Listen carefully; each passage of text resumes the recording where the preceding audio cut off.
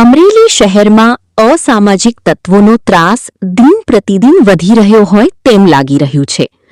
અમરેલીના ધમધમતા બિનાકા ચોક વિસ્તારમાં સામાન્ય બોલાચાલીમાં 3 શખ્સોએ એક યુવક પર છરી વડે હુમલો કરતા ચકચાર મચી ગઈ છે.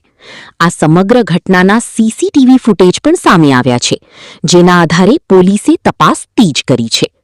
મળતી માહિતી મુજબ બિનાકા ચોકમાં આવેલી ડીલક્સ પાનની દુકાન પાસે સિરાજ કુરેશી નામનો યુવક ઊભો હતો. આ દરમિયાન બાઇક દુકાન પાસે ભટકાવવા જેવી નજીવી બાબતે 3 અસામાજિક તત્વોએ સિરાજ સાથે માથાકૂટ શરૂ કરી હતી. બોલાચાલીએ જોતજોતામાં ઉગ્ર સ્વરૂપ ધારણ કર્યું હતું અને 3 શખ્સોએ ઉશ્કેરાઈને સિરાજ પર તીક્ષ્ણ હથિયાર છરી વડે હુમલો કરી દીધો હતો. આ હુમલાના લાઇવ દ્રશ્યો સીસીટીવી કેમેરામાં કેદ થયા છે. ફૂટેજમાં સ્પષ્ટ જોઈ શકાય છે કે હુમલાખોરોએ સિરાજ કુરેશીના જમણા પગે છરીના ઘા ઝીંક્યા હતા.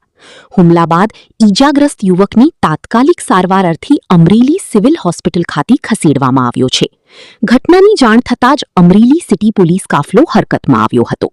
ભોગ બનનાર દ્વારા 3 શખ્સો વિરુદ્ધ ફરિયાદ નોંધાવવામાં આવી છે.